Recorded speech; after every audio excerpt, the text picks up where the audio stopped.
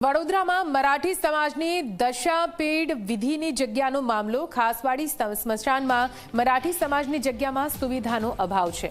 આ સમસ્યાને પગલે ઝી24 કલાક દ્વારા અહેવાલ પ્રસારિત કરાયો હતો। અહેવાલને પગલે સાંસદ હેમાંગ જોશી એક્શનમાં આવ્યા। મરાઠી સમાજના અગ્રણીઓ સાથે સાંસદની કાર્યાલયમાં બેઠક થઈ। સુવિધાના અભાવ સમસ્યાઓ અંગે ઉકેલ લાવવા માટે ચર્ચા થઈ। પૂર્વ સાંસદની હાજરીમાં નક્કી થયું તે કામ ન થયાનો આરોપ છે।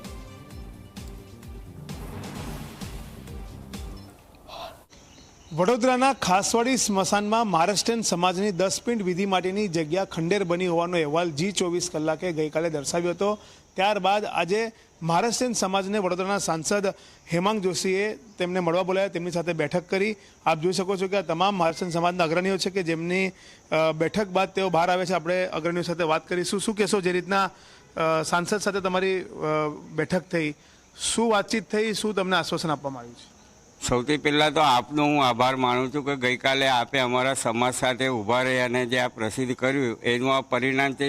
ઇતર બી મીડિયાએ રવિવારે પણ કરીએ, તમામ મીડિયાનો અમે મહારાષ્ટ્રીયન સમાજ આભાર વ્યક્ત કરીએ છીએ અને ધન્યવાદ આપું છું। આજે અમને યુવા સાંસદ શ્રી હેમાંગભાઈ જોશી સાહેબે અમારા મહારાષ્ટ્રીયન સમાજને સામેથી બોલાયા હતા અને અમે મળ્યા ત્યારે એમને અમે રજૂઆત કરી તો એમને બી બહુ દુઃખદ આઘાત લાગ્યો કે આ આટલી બધી વસ્તુ ચાલી રહી છે અને મારા ધ્યાનમાં નથી આવ્યું, પરંતુ એમને અમારી રૂબરૂ રજૂઆત સાંભળી।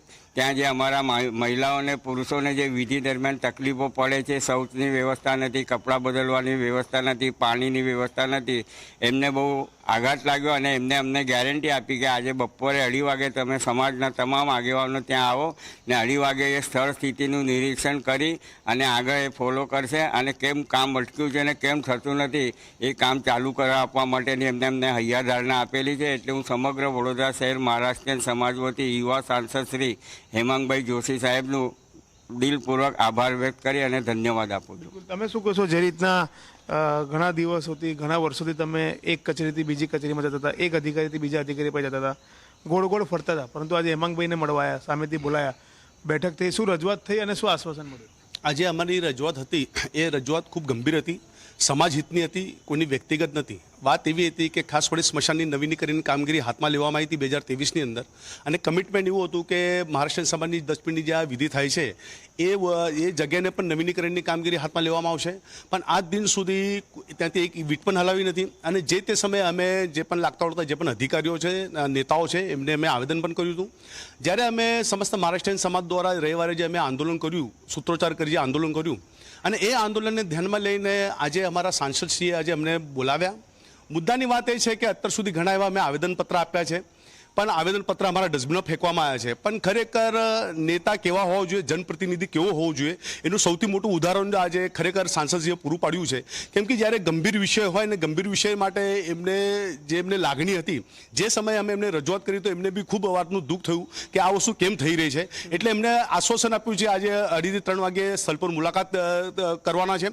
સાથે સાથે બીજી વાત કહીશ કે ખરેખર મેં તમને કીધું કે જનપ્રતિનિધિ કેવું હોવું જોઈએ એનું મોટું ઉદાહરણ આજે સાંસદજીએ આ વાતને લઈને ઘણા બધા નેતાઓ અને ઘણા બધા અધિકારીઓ પર જાણવું જોઈએ।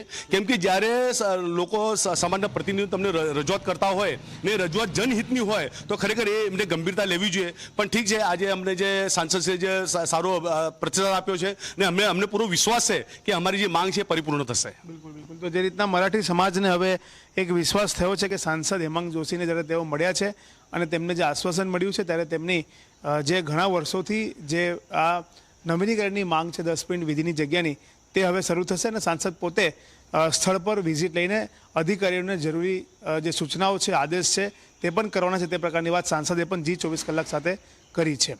કેમેરામેન મુકુંદ દવે સાથે રવિ અગ્રવાલ, જી24 કલાક, વડોદરા।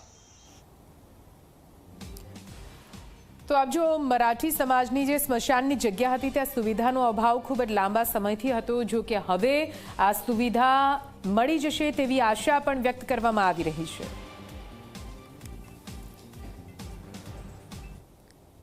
હું આપને એ બાબતની બાંહેધરી આપું છું કે આજે એકવાર આપણને તમામ બાબતની સ્પષ્ટતા મળી જાય કે આ કામ CSR હેઠળ થવાનું છે કે કોર્પોરેશન અલગથી કરવાનું છે, આ કામ નથી થયું તો એમાં કોઈ કાયદાકીય અડચણ આવી રહી છે કે કેમ, આ તમામ સ્પષ્ટતા પછી એનો યોગ્ય ઉકેલ આવશે અને આ ઉકેલ અમે લાવીને જ રહીશું એ બાબતની જી24 કલાક માધ્યમથી હું ખાતરી આપું છું।